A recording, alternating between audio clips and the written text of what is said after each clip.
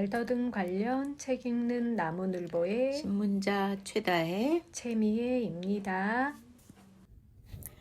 안녕하세요. 최다혜입니다. 오늘 저는 페일린 부모 아동 상호작용 치료 매뉴얼의 부록 22에서 26까지를 설명하겠습니다. 먼저 부록 22 교대로 말하기입니다. 교대로 말하기는 성격이 급해서 쉬지 않고 말하거나 다른 사람에게 말할 기회를 주지 않고 말하려고 하는 아이에게 필요한 기술입니다. 이러한 기술을 가르치고 장려하기 위해 부록 22를 이용하면 좋습니다. 먼저 부모가 다음의 점에 대해 생각해 보게 합니다. 가족과 다 함께 모였을 때 누가 가장 말을 많이 하는지, 누가 가장 많이 듣는지, 누가 가장 자주 끼어드는지, 대화 중에 말하기 차례를 지키지 않는다면 어떻게 될지, 그리고 가족 모두가 말하기 차례를 지키는 것이 자녀에게 어떤 도움이 될지 생각해 봅니다. 그리고 가족끼리 대화할 때 종종 우리는 모두가 동시에 말하거나 서로의 말을 방해하거나 잘 듣지 않거나 말을 더듬는 아이의 말을 방해할까봐 걱정하기도 하죠.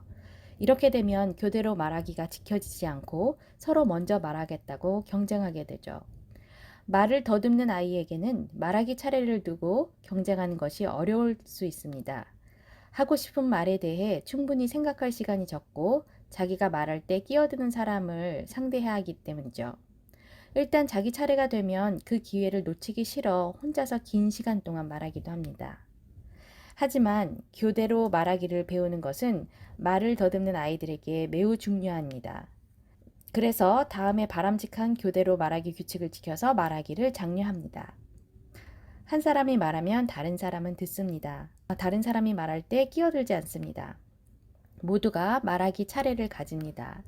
여러 사람이 돌아가며 이야기를 시작하도록 합니다. 혼자서 너무 길게 말하지 않습니다. 아이에게 교대로 말하기를 장려하기 위해 먼저 부모가 모범을 보이는 것이 좋습니다. 보기, 듣기, 기다리기가 중요하며 말을 시작하기 전에 아이가 말을 끝내는지 확인합니다. 그리고 아이의 말에 반응하기 전에 머릿속으로 둘까지 셉니다. 아이가 엄마에게 말하고 있다면 엄마는 말이나 제스처로 아이에게 잘 듣고 있다는 것을 알려줍니다. 이제 교대로 말하기 규칙을 연습할 수 있는 게임을 소개해 드리겠습니다. 마이크 게임이라는 건데요. 먼저 연필이나 나무숟가락 등 마이크가 될 만한 물건을 준비하세요. 마이크는 중앙에 놓고 말을 하고 싶은 사람이 우선 마이크를 잡고 말하게 합니다. 마이크를 가진 사람 외에는 모두 말을 하거나 방해하지 않고 듣기만 합니다. 말을 마치면 들고 있던 마이크를 원래 자리에 내려놓습니다. 이렇게 하면서 모든 사람이 말할 기회를 가지도록 합니다. 부록 23 감정 다루기. 이 부록은 아이와 감정에 대해 어떻게 대화하고 어떻게 아이의 감정을 다루어주면 좋을지 안내해 줍니다. 먼저 첫 번째 페이지의 표를 이용해서 아이가 느끼는 다양한 감정에 대해 이야기해 봅니다. 아이가 어떤 상황에서 이 감정을 느끼는지, 아이가 어떤 방식으로 감정을 드러내는지, 이럴 때 부모는 보통 어떤 행동이나 말을 하는지 적어봅니다. 큰 근심이 있을 때 누군가 힘내, 걱정 마, 그런 일은 절대 없을 거야 라고 말해주는 게 과연 도움이 될까요? 이 경우 때에 따라서는 이러한 말이 감정을 더 나빠지게 만들 수도 있습니다. 오히려 힘들겠네, 걱정이 많구나, 그렇지? 라고 말해주는 것이 도움이 될 수 있습니다.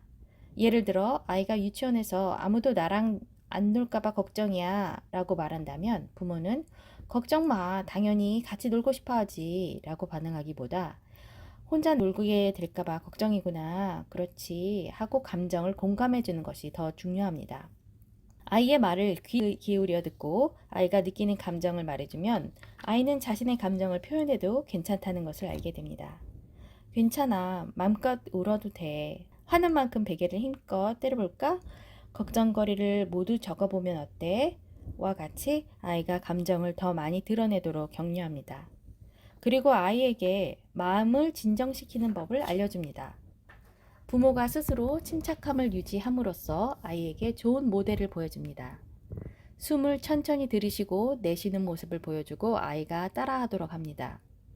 곰인형을 숨쉬기 친구라고 부르면서 배 위에 올려놓고 숨 쉴 때마다 인형이 위아래로 움직이는 모습을 보면서 숨을 천천히 쉬는 것을 연습합니다.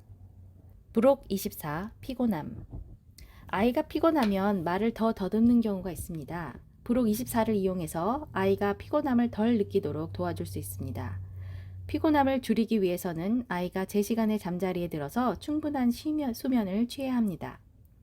취침 시간을 관리하기 위해 취침 시간 바로 전에는 자극적이거나 흥분되는 활동을 피합니다. 잠자는 시간을 정하고 규칙적인 일과를 정합니다. 그림을 이용한 시간표를 만들어도 좋습니다. 가능하면 아이가 혼자 자게 하여 스스로 잠드는 것을 배우도록 합니다.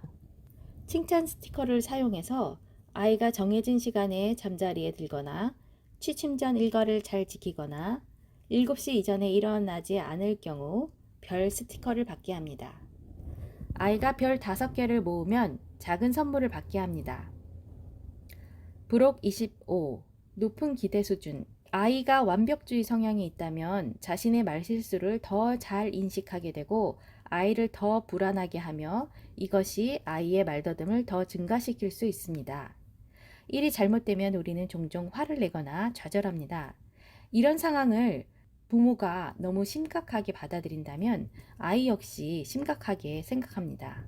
하지만 우리가 이 상황을 가볍게 받아들인다면 아이는 실수를 하더라도 결국 상황이 그렇게 나쁘지만은 않다는 것을 알게 됩니다.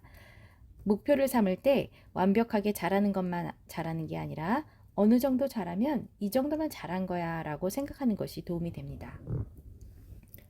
부록 26. 훈육.